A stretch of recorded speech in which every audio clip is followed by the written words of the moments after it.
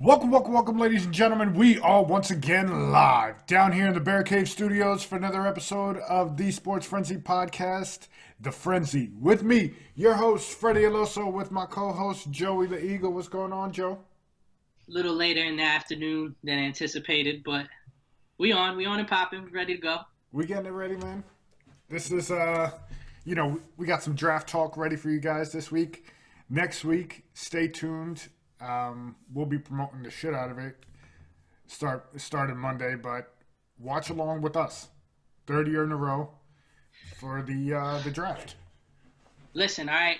Every other year, I get it. You can have the TV on because you're seeing the players and their jerseys, and I'm sure ESPN's going to have some type of elaborate thing as far as presentation-wise. But you're not even going to have the live players, so why not just chill with your boys? Yeah, watch it with us. Have a good time. Watch it. We're going to be doing that. Change of venue. We're going to be doing that at my crib this year. Yep. You know? So it'll be cool. Now you get to do that 1 o'clock in the morning drive home. It'll be all right. I'll be all right. Yeah, I know. Listen, more power to you, brother, because you live in the sticks. And when I be driving home, y'all ain't got no type of street lights, no nothing. It's like driving to Narnia. It's pretty scary, actually. Nice. Narnia. You remember Jeepers Creepers? Yeah, I remember Jeepers. That's exactly what the road 17, like getting to 17. It's exactly like Jeepers Creepers. Nice. That's nice. Thanks, Joe. I appreciate that. Other than that, it's a great place. Great place to raise a family. So let's jump into it, man. We got a lot of shit to jump into draft-wise towards the end of the episode, so stay tuned for that. But UFC, it got canceled. 249 was supposed to be this coming weekend. I hate to say I told you so, Fred. But I told you so. It got canceled because of the governor of California got involved and talked to Disney and ESPN and got them to cancel it on Dana White. I never said it was Dana. Listen, Dana would have fought on the roof or of the roof of some nightclub if he could, like straight Def Jam. What was that fighting game I used to play on PS2? I used to love that game. But I digress. He was trying to get it. He was trying to get it in. Buy an island for the overseas fighters. But I told you, there's too many casualties in all this. ESPN's got too much on the line. They're too big of a company. Someone higher up than him, which is what happened, strong-armed him, walked into his office and said, I'm not saying you have to cancel it, but I'm saying it might be a good idea. It's time to shut it down. But it's time to shut it down. They're still going ahead with the May 9th show that they're supposed to have. They stacked the crap out of it. I'll get to that in a second. But Dana White is trying to go ahead and run this May 9th show depending on, what the climate is and how everything is going. But, you've got Ferguson and Gaethje back on for there. You've got Cejudo and Dominic Cruz for the title. You've got Amanda Nunes coming back. She's fighting again. This card is serious. If it happens, it's serious. Listen, I refuse to get worked up about it. I'm just going to chill. And if it happens, cool. I'll watch it. But I'm not really anticipating it happening. I'll be honest with you. I can't do that to myself. It's been a while. I'm starting to get that tingle because I haven't seen any type of live sports. I almost watched that marble racing that's been going on. So you're telling me you didn't watch the horse contest that they had over the weekend on ESPN? I have no idea what you're into, my friend, but no, I did not. No. Man, I watched it. I watched the first two rounds between, was it Chauncey Billups and Trae Young? And then, who was it? Mike Clowney and Tamika Catchings or Catchings? It's Mike Conley. We're just gonna throw that out there. No, actually, I'm lying. I watched a little bit of the Chris Paul, and I saw, it was Chauncey and Trae, right? It was Billups and Trae. Yeah. Chauncey was bragging on him. That was hilarious. I know. Listen, man, I get that we're in quarantine, but I'm pretty sure my iPhone has better camera capabilities than what they brought to the table for that. Yeah. It was You're telling me ESPN couldn't send like a FedEx package with Something like a something. GoPro 4K, nothing. Nope. That was straight Instagram live feed. It was pretty hard to watch. Yeah. So, no, I didn't sit through and watch it. What was I doing? I think I rewatched an Eagles game. I'm pretty much through 17 and 18 season. Nice. Okay. Um, MLB baseball still on hold, still in the hold pattern. Not really knowing what's going to happen there. We had the Korean baseball is starting up soon. They are going through their spring training, and I hear ESPN is going to broadcast some of the games to get live sports on the TV. People So fiending. everybody's trying to get something, man. They're trying to get some type of live sports, something. We have our wrestling show later on today, and we'll get into it. But the WWE fired mad people over the yesterday. They fired about, I want to say, over 30 people was the list. So that was kind of crazy. Yeah, well, And you have to think. I mean, he had his money spread out with that XFL league too, you know. yeah, which So the XFL they filed for bankruptcy and now they're up for sale. yeah, I mean, listen, you can't really. It sucks too because this time around I felt like it had some traction. You know, there were some Yeah, people watching. You can see it now with NFL teams picking up players like PJ Walker, and you see familiar faces out there like Cardell Jones. Um, so they had, I think, a good thing going, and they found their niche. yeah, But talk about bad timing, dude. yeah. That sucked. The pandemic really crushed their spirits of trying to get something going there. Yeah, I mean, the only thing I can say is it's a good look that some of their players are getting picked up. And I think I forgot who the player is, but one of them's draft eligible too, which is pretty dope. I'm interested to see how that works out because he was young enough. That's pretty cool. Yeah, both their stud quarterbacks in that league have been picked up. Yeah, I mean, PJ Walker went to the Panthers and he played for Rule in college. And So that's then kind of, Jordan Tiamu from the Battlehawks, their Samoan, grad transfer from wherever Mexico State or something like that. Um, he got picked up by the Chiefs, so he'll be backing up Patty Mahomes. I'll be interested to see if he actually gets the number 2 spot backing him up. Maybe he'll be more of like a third string Well, who, developmental type, or you who think was he's going right in? his Well, we backup still, was Matt Moore, wasn't it? yeah, but we still got the draft to go. You have to think that they might look there. You know, the That's true. quarterback's one position, man, where if you can upgrade it, even if it's your backup, you got to do it because it's that one position that if you have a championship team and your quarterback goes down, you better be damn sure you got a You good got number 2. somebody Because in if place. not, Yeah. I don't care who you got on the defensive side of the ball. I don't care who you got blocking, who you got. Listen, unless you Bill Belichick out here, you know, making Matt Castle look good, it's gonna be rough sledding for your boy. Yeah, for real. Now we got some NBA stuff. Before we get into that, the WNBA draft is Friday, the 17th, which is tomorrow. Um, the consensus first overall pick is going to be Sabrina Ionescu from Oregon, and that would be to the New Yo, York she's Liberty. dirty. So I'm saying I wouldn't mind, being in the New York area, going down to catch a game, watch Sabrina ball out. She's filthy, man. Watching her on TV Yeah, last year, she could ball out. bro. She can ball. Mm-hmm. I don't listen. I'm not gonna sit here and act like I've seen too many college, women's college games this year, but I did catch a few of hers, and Mm-hmm. yeah, she's a machine, bro. So it's gonna be a good look watching her, especially if she comes to New York. Probably the best player in New York. Just saying, Knicks. Yeah, Outside of no, all right, next. I will tell you that 100%. Okay. Yeah. But NBA news, they're still not sure when they're going to restart, if they're going to restart. They have a 25-day plan in place to see if they do restart. They need 25 days for training, mini games, all that stuff to get back into the swing of things, so to prevent injuries for the players. And then news today came down. We talked about this before we jumped on the air. The new trend: high schoolers skipping college ball and going to the G League, the new look G League, as we mentioned beforehand.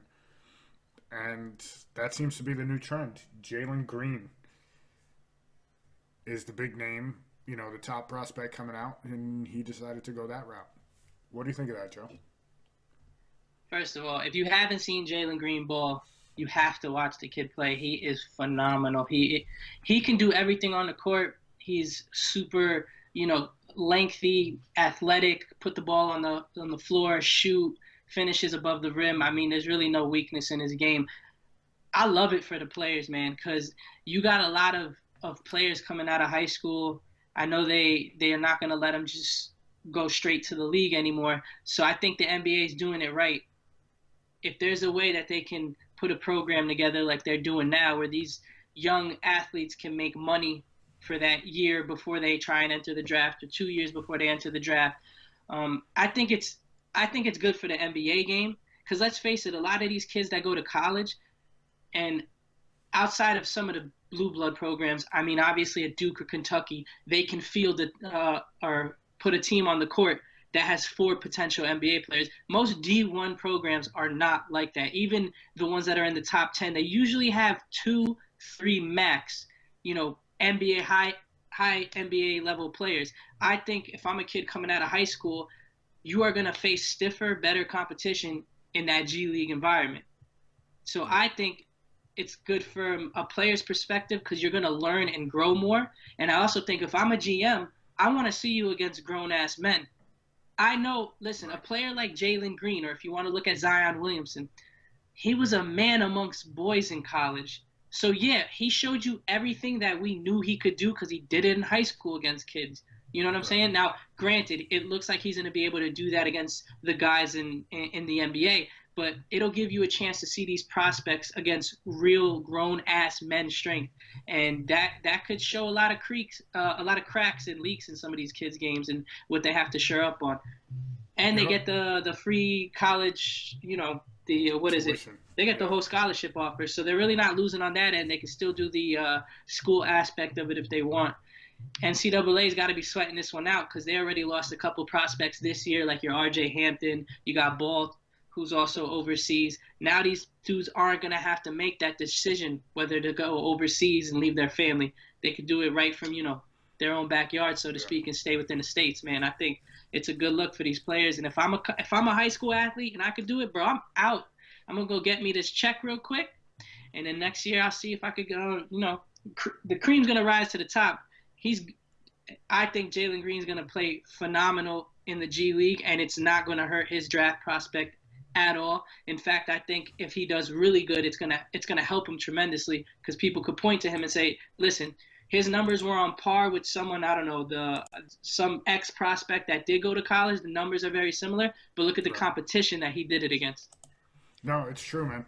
I think it's going to be the new trend. It's going to be the new, one and done. Instead of one and done, kids are going to go here to the G League and run their shot there, take their shot. It's going to be a different venture. It's going to take away from the college game. NCAA is going to have to figure how to best assess and how to combat that. Here's the thing, though, right? So you got a team. I put it to you this way: you got Calipari, who's known for getting one and done players. That's his thing, right? Mm-hmm. But then you look at a coach like Jay Wright out in Villanova, and he builds consistent powerhouses through these 3-year and 4-year players. You think of a Jalen Brunson, a player like that comes in, stays there a few years, and then gets his opportunity to go into the league. Right. So I think there's coaches out there. Michigan State this year had a couple more one and dones, but you take a look at their starting point guard, Cassius Winston. He's going to get drafted this year, and he was there, I think, if I'm not mistaken, all 4 years.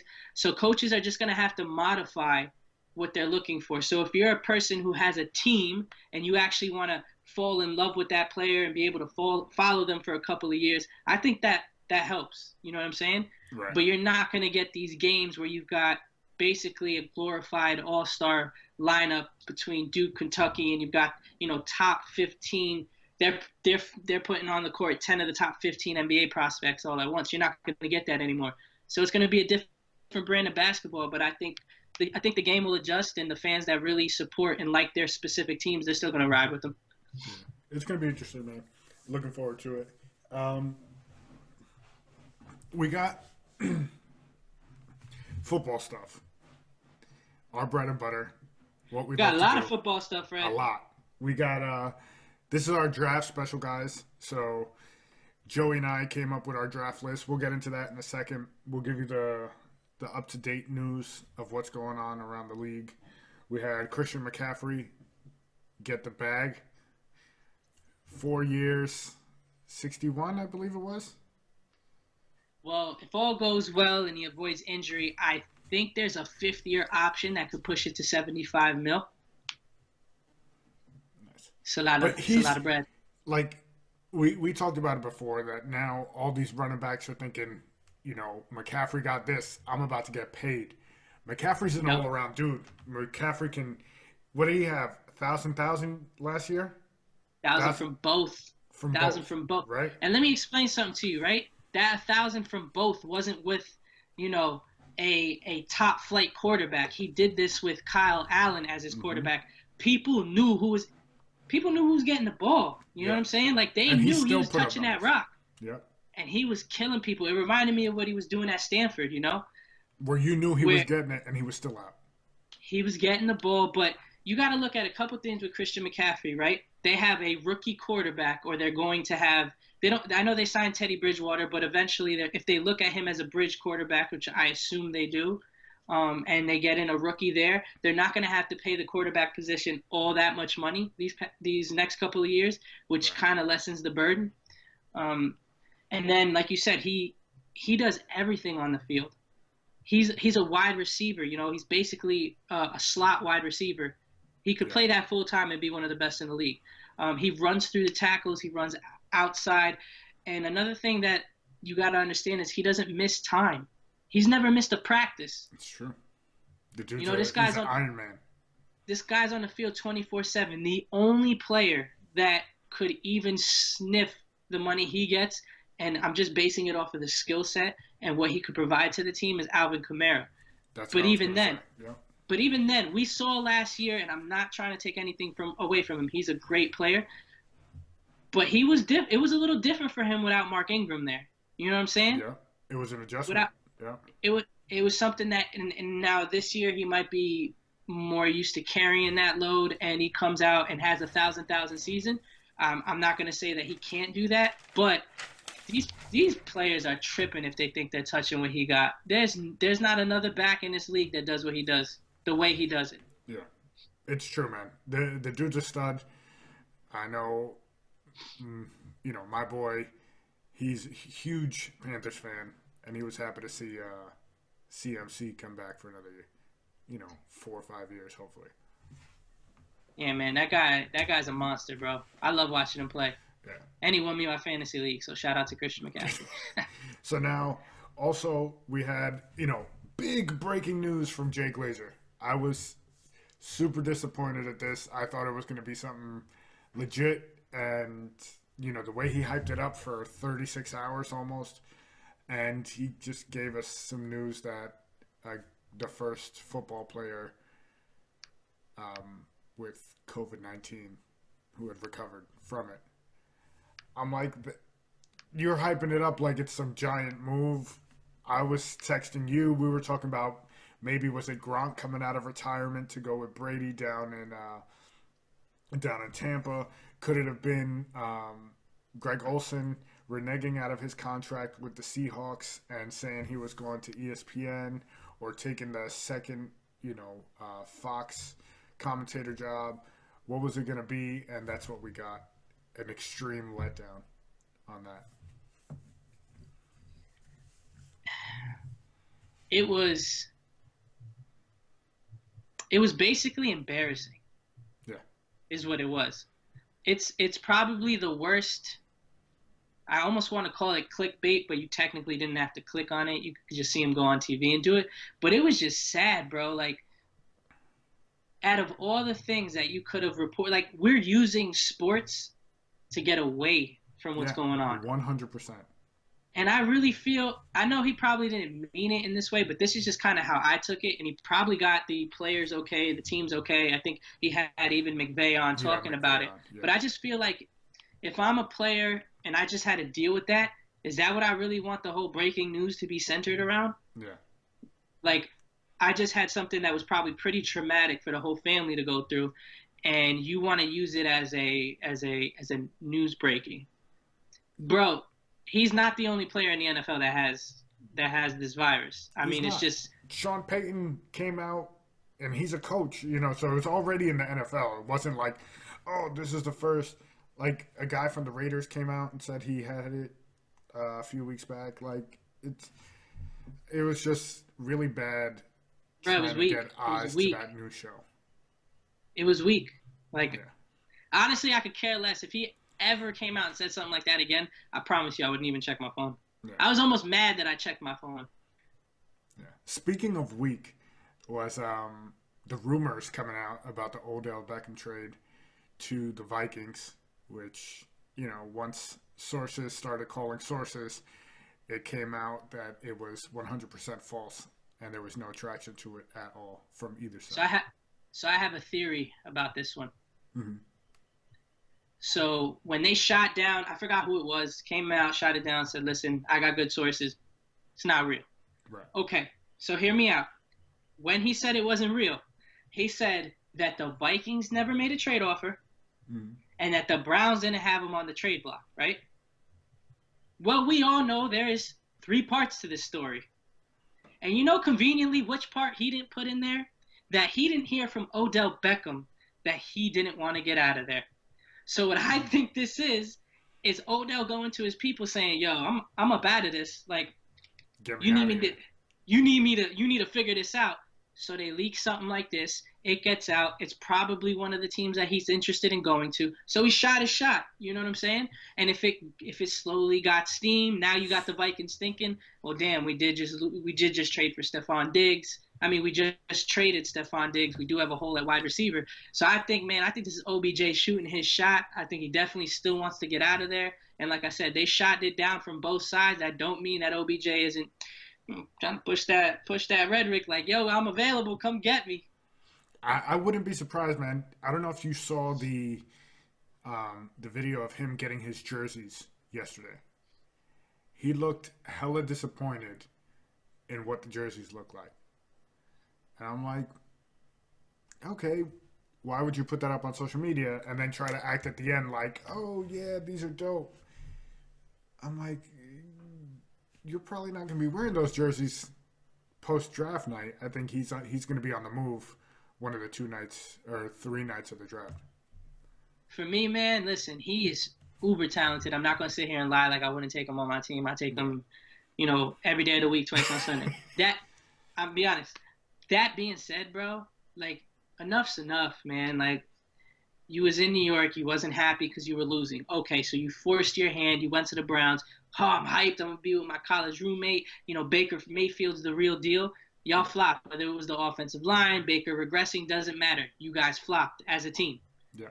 And now you're going to try and force your hand again. At what point do you think, if I'm a winning organization, do I want to bring that type of environment into my locker room Yeah. and all the baggage you come with? It's not like you're a player that you're coming from winning multiple championships, and it's like, well, you know what? He is a winner at the end of the day. Teams don't win with him, and I'm not saying that's his fault. I understand at the wide receiver position, it's hard to be a transcendent talent when it comes to winning multiple Super Bowls and putting W's in the column. But I just don't know if it's the best look for him. If he wants his way out, I think he really needs to find another way, have the talks behind closed doors, and try not to have it leaked out, because this is just another Odell being Odell trying to force his way out, is what it looks like. I don't know, obviously, if that's what it I is. I think he's become a bit of a team cancer. If that it's a little harsh, but Yeah, That's the I way it's starting to portray itself. I'm not ready to call him a team cancer because I see the way that his teammates interact with him, both Hmm. on and off the field, and like there's genuine love there. You know what I'm saying? Like Right. you could tell that they vibe with him, and he seems like somebody that's easy to get along with. Just a cool dude to be around. I think a lot of times he's misunderstood because of just how transcendent he is as a person. Like people gravitate to him. Just come on, I've never seen so many people have the same hairstyle as somebody in my life. It's true. You know what I'm saying? Like Yeah. usually that stuff dies down, bro. People still doing it, and he's the one that started it. You know what I'm saying? So I just feel like he's not a team cancer man, but it, I just hope that when he retires, it's not one of those stories where you will remember him because we were there to kind of watch some of his great moments, but it's gonna be like, dude, he never did anything though. Yeah. Never went to the playoffs. Never nothing. All that talent never meant anything at the end of the day on the field. So I hope he gets his situation right because I would love to see him. I would love to see him in an environment where he can just flourish and ball out. Because I still think even now when you talk about top wide receivers in the league, his name is slowly starting to fade off that list. Yeah. You hear You're people not talking hearing about it up D there Hops and anymore. Michael Thomas. It wasn't too long ago they was all trailing OBJ. Yeah. It's true, man. Now, 2020 mock draft, the Frenzies first one that we've done. Do you want to give a little overview of how you did your draft for Yeah, everybody to so know? at least for me, man, everyone is kind of like we are. We've seen all the mock drafts. Right. We've seen and these guys like your Mel Kipers, your Todd McShays, they get paid buku bucks. They got sources we don't have. So obviously, if we were to make a real mock draft, it would look a lot like theirs because obviously they're the ones with all the intel. Right. So what I decided to do with my mock draft, and yes, there is still going to be some resemblance to what they did, but I did it in a sense where if I was the GM for the team, which players I would take. So this isn't Right. necessarily to say this is what I think is going to happen, but it's more or less what I would do, how I view these players personally, and we did no trades because then it gets really Yeah. dicey. So we just kept it as is. So again, there are some players that I have going maybe higher in this draft because of the fit, but realistically, I put it as a trade back option. Okay. So that's Yeah. that's kind of how I ran through mine. I did mine a little similar. Um, I had thoughts of trying to do with the trade stuff, but then it just got too tricky because Yo, it gets crazy, bro. It's just honestly like we've got nah. what news came out yesterday and today that the Falcons want to move up and the Broncos want to move up. So this could all be for naught. Like it could just be just for shits and giggles. But let's jump into it, man. Let's Let's give do it. our consensus first overall. I did Burrows. I think he's definitely for sure. And let's let everybody know we're not going to get too deep into player evaluations and all that stuff. We'll save that for our live draft watch along, so you guys can check that out with us next Thursday at 8 p.m. when the draft goes live. We'll be live on all platforms, so we'll just give you who we got going, and then we'll get more into each guy come Thursday. Yeah, so like you said, man, the first pick obviously it's going to be Joe Burrow. I mean, if it wasn't for the injury concerns with Tua, I would have probably put Tua there. Yeah. I know Burrow has all the connections, and that's basically, I mean, you could write it in ink from what they're reporting anyway. But again, it would be just my personal preference. But with what Burrow did last year in college, I mean, he had the best college year I've ever seen out of the quarterback position. So keep it moving. He's going to Cincinnati. Yeah, I think the next two will probably be similar as well. Chase Nope. Young. You don't got Young going too? Oh No, man, no, no, no, no, no, no. Listen. My team's in the NFC East. I would love for them to pass on Young. I think all right. So I have Chase Young going too, right? Okay. In my opinion, and I don't know if it's a hot take or not, I'd rather have Isaiah Simmons. Okay. Now, I think 10 years from now, when we look back, we're going to say Isaiah Simmons was the best defensive player, probably the best player in the In this draft. draft, right? And we'll get into more when he gets selected Thursday on why I feel that way. But for argument's sake, based on just what the Redskins need, I did have them taking Chase Young. But yeah, keep going. I got maybe got some curveballs here and there. I got Young at 2 going to Washington, and I got Jeff Okudah 3 going to Detroit. Which I was a little See, torn about because I thought maybe the defensive tackle from Auburn. I was a little back and forth between that. this is where I feel like I get it. They lost Darius Slay. Mm-hmm. He's an Eagle now, just saying. And they do need cornerback without a doubt. But if I'm Matt Patricia and I'm a Bill Belichick disciple and I know how to run that defense, and you've seen Bill Belichick kind of find these chess pieces and use them to the best of their ability, man, I'm taking Isaiah Simmons. Ooh, okay. If I'm the Patriots Patriots, whoops, because I was just talking about Bill Belichick. But if I'm the Lions, I don't know what their linebacker situation is looking like right now because I can't remember off the top of my head. But Isaiah Simmons is just not. He's just not a linebacker. He's a safety. He's played nickel corner for them. You know that you can use him in pass rush situations. I just feel like he's super dynamic. So that's where my first curveball of the day is gonna go. I got Isaiah Simmons going to the Lions. Okay. Well, my first curveball is next. I got Tristan Riff, the offensive tackle, going to the Giants. Yeah, see here, I got Jeff Okudah going to the Giants. I think that they definitely need help at cornerback, obviously, with who they put out there last year. And, you know, this is just a perfect fit for what the Giants are looking for. As far as from the cornerback position, I know they definitely need some offensive line help, but I just think Okudah would be too good for them to pass up. All right. Now, let me give a disclaimer on this one.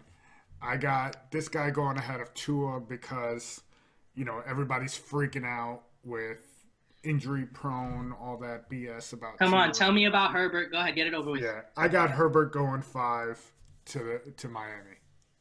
Hell no. Fred. I think Tua's going to take a fall in the draft because of all this stuff. Great. Listen, that's awesome. I get it. And that's what you've been hearing. That's what you've been reading. So I respect it. But if I'm the Dolphins, bro, I haven't been relevant since God knows when. Dan Marino. I'm not looking for the safe pick. I'm looking for the Grand Slam. Grand Slam. Mm-hmm.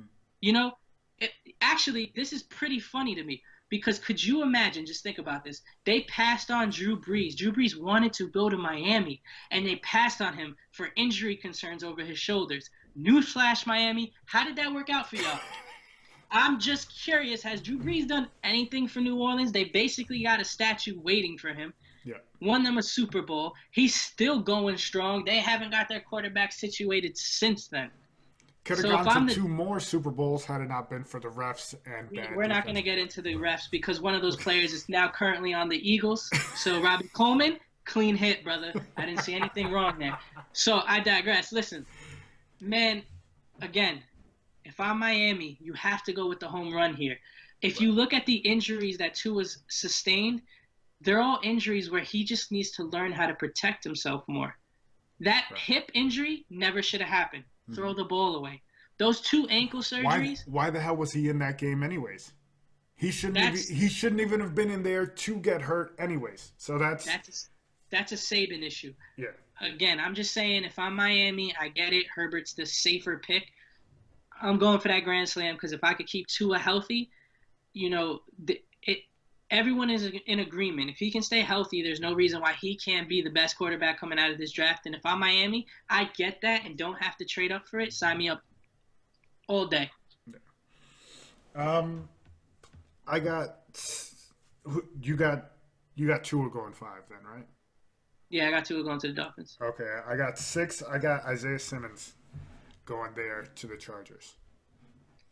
Bro, that defense is filthy already, bananas. And if they got him, you match him up with Derwin James, ooh-wee, and the Bosa Ingram.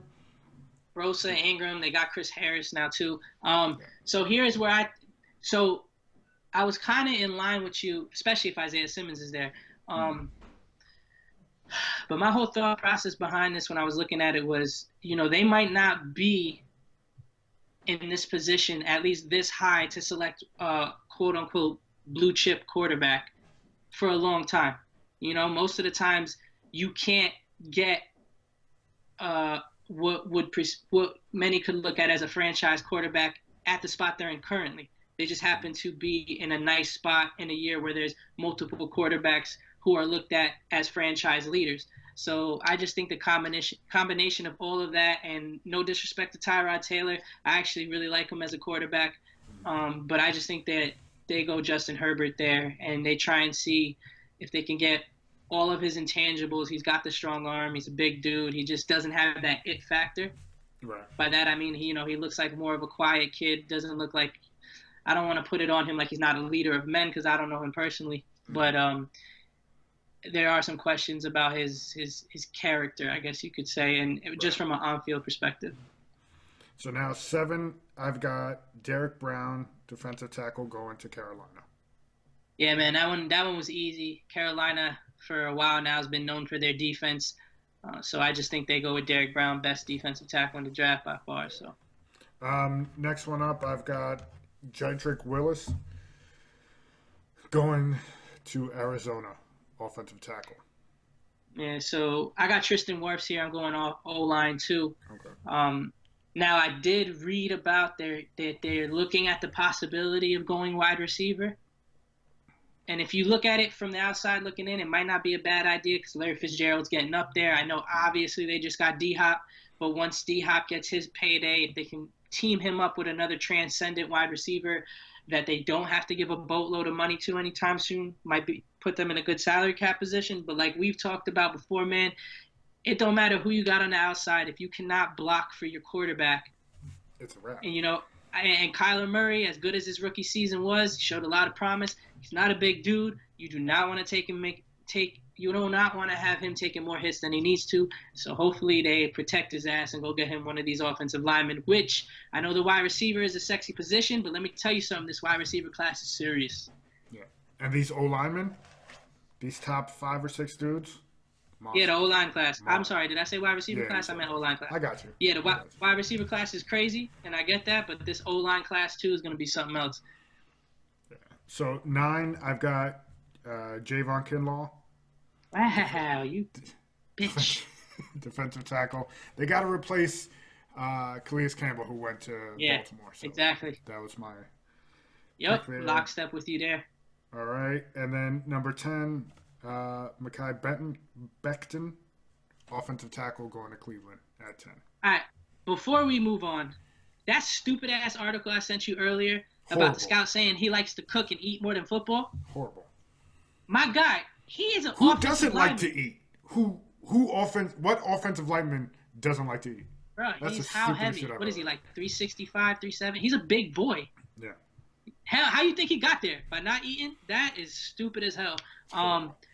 But I have Jedrick Willis going to the Browns. You saw it last year. They got weapons galore, but they can't protect Baker Mayfield, so they got to give him some time back there. So that's what I got for the Browns. And then next up, the Jets. Jets, I got Jets taking CeeDee Lamb right here. Yo, you've been looking at my spreadsheet. Nah, I made this list. I got my list right here. Oh, so no, don't show your penmanship. Actually, that ain't bad for you. It's not bad. Who wrote that? Good. I took my time. You had Noah write that for you? I've been working on it. Now that quarantine's been going on, been trying to work on my penmanship. Got a lot of time on my hands, so.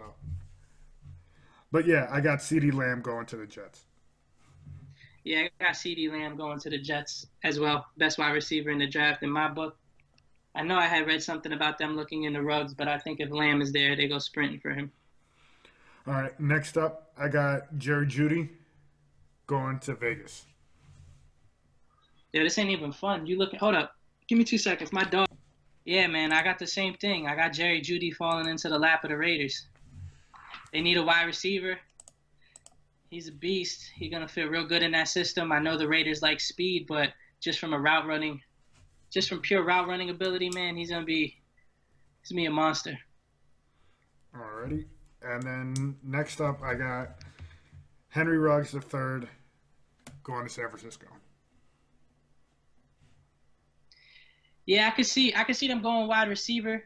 Ruggs is he's definitely a beast. I just hear with the way they're able to run the ball, I had them taking Andrew Thomas, the tackle, because they could use a tackle, and I just think for Shanahan's system to excel, he needs to make sure he can pound that rock. You saw it. That's how they made it to the Super Bowl. They didn't rely too much on Jimmy Garoppolo's arm in those playoff games. So I think if that's how you feel about Jimmy, and that's how you obviously that's how they feel about Jimmy, I think that they're going to try and fortify that offensive line and make sure that they give him that extra time with the draft being so deep and them having 2 first-round picks, if I'm not mistaken, right? Yeah, I think so. Yeah, they do. They picked 31st. They still have their own first. I think this puts them in a position to get a blue-chip tackle prospect and still get to circle around and get a real high value at the wide receiver position at the bottom of the first. Okay. And speaking of Thomas, I have him going next to Tampa Bay. They got to protect Tommy. Tampa Bay. Yeah, I got Mekhi Becton going there, another offensive lineman. The thing that interests me, I know I said that I feel like this offensive line class is going to produce some studs. I just don't know if you want a rookie at that position when you got, Brady ain't getting any younger, and he's definitely not trying to take no extra hits. So I'm curious to see if they take a rookie but then sign someone, or even still looking at trading for maybe a Trent Williams, someone a little bit more established and not putting all their eggs in one basket when it comes to a rookie. Could they trade here with the Redskins and try to get Trent Williams? That's what I'm saying. I don't know if that's a pick. I think that's too high for Trent Williams, to be honest with you. He hasn't played in 2 years. I know he's a great player. I don't like when players don't play for a certain length of time, especially a physical game like football. It's hard for me to just give away a first-round pick like that. Right.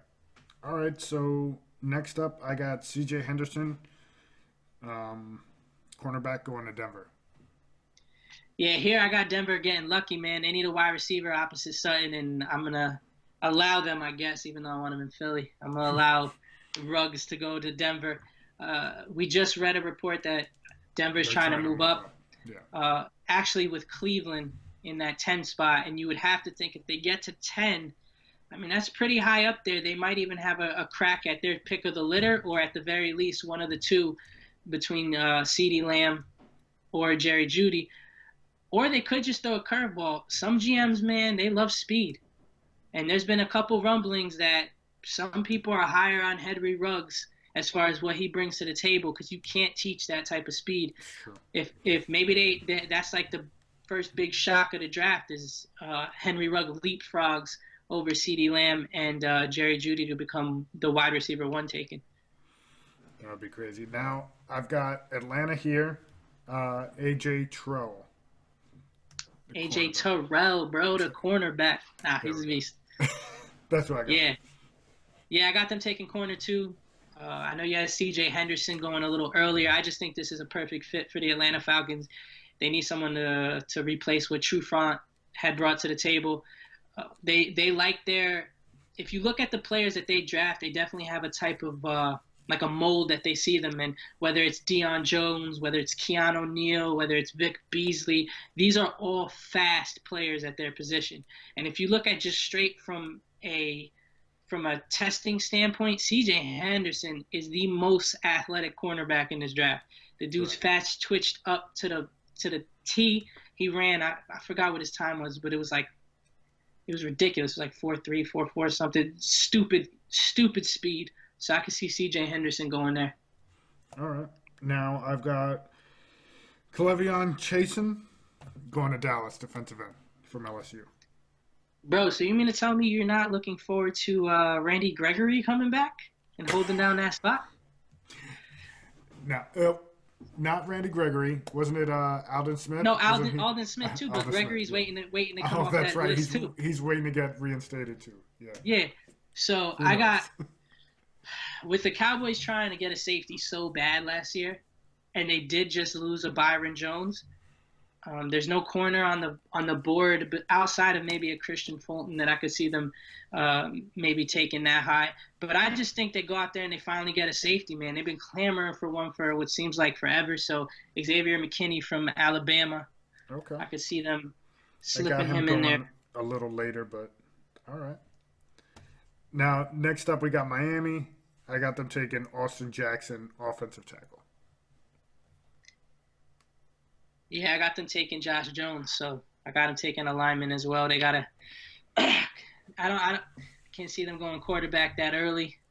Maybe they fall in love with someone like Jordan Love. They just shored up that back end secondary is looking nice for them, but I think they go offensive line here. All right. Now, I had him drop this far.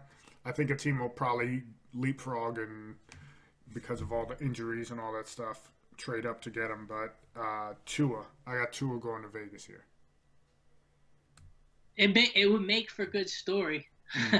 Now I got Chase on from LSU going here. They need themselves a nice little D lineman at this point. And they have CJ, what, like 2 or 3 first-round picks? the Raiders? The Raiders? No, I don't think they got. Just one? I know they had traded. Whatever. Yeah, I don't think they got multiple. All right. So, next one, I've got Patrick Queen, linebacker, going to Jacksonville. I'm a big Patrick Queen fan. I think he's like perfect for what the NFL is now as far as being able to cover from sideline to sideline. But it says their biggest need is cornerback, so I gave him Christian Fulton, cornerback out of LSU. If you're a cornerback and you play at LSU, it's usually a good sign. Yeah. But I just think he fits with what their system is, so I got him going to the Jags. All right. Now your Eagles are up. I got them taking T. Higgins right here. See, here's my problem with T. Higgins. How did I know this was going to come? Yeah, you knew it was going to come. First of all, if it's between T. Higgins and Justin Jefferson, I'm going Jefferson. I just think the production that Justin Jefferson had last year. See, this is what cracks me up about Eagles fans in general, because I've seen it on like Instagram and other social media platforms. All of them are bitching that he's not fast enough, that he's not. Bro, we have nobody. You know what I'm saying? Like, yes, Deshaun Jackson when healthy, Alshon Jeffries when he doesn't hate the quarterback, but who do we have at the wide receiver position that we can feel that entitled to be like, nah, bro, you might be Keenan Allen or Devontae Adams in the slot, but I'm good, bro. I just want a speed wide receiver over here. Like we don't have. People are complaining that he might only get his production in the slot. We don't have a slot wide receiver. Right. Yes, Ertz is good over the middle. Greg Ward played well last year. But you need to get Wentz some help. And if Justin Jefferson is there and the other wide receivers aren't, you go get that man. Go look at the numbers he put up last year. So who do you got here? You got Jefferson? Oh yeah, Justin Jefferson. He coming in green. That's if we don't trade up. Because you saw what I sent you yesterday. I did. I saw that. Now, 22, I got Minnesota taking Brandon Ayuk, wide receiver from was it Arizona State? Yeah. We'll get into a couple fun facts when he gets drafted in the first round, because I assume he is too. So I really like him. He's one of my favorite wide receivers in the draft. But I got them going cornerback, Jeff Gladney from TCU. Okay. I know he's a little bit under the radar. A lot of people that follow the draft obviously know who he is. He's a really athletic corner. They need it in the worst way. I mean, if you look at Trey Waynes is gone. Xavier Rhodes, isn't he gone too, if I'm not mistaken? Yeah, or he was on the talks of getting out of there, something like that. Yeah. So they really need to shore up that back end, and this is just another team that I feel like with the wide receiver group being so deep, they try and get some reinforcements at the cornerback position, and then somewhere in the later rounds or, second or third, go and get themselves a wide receiver. Okay, next up I've got Jordan Love going to New England. Jordan Love. All right, so I see that going around a lot, and I get it because they need a quarterback. Mm-hmm. But if you believe what you've been hearing, Jeff Stidham seems to be a guy that Bill Belichick is high on. Yeah.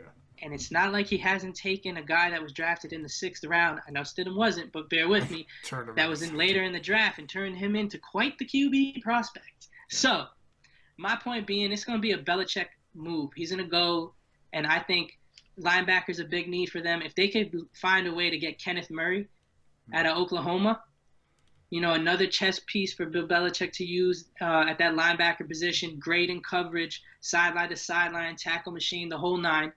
I could see them, again, taking the value pick there with Murray, and then if they really want a quarterback, finding a project cornerback later on in the rounds that they can have come in and compete with Stidham. I just think that for Jordan Love, I think Bill Belichick doesn't draft – the highest drafted quarterback he ever had was Jimmy G, and that was in the second. Sure, so the second. It's very unlike him to go and take a quarterback that early. You saying Jalen Hurts maybe?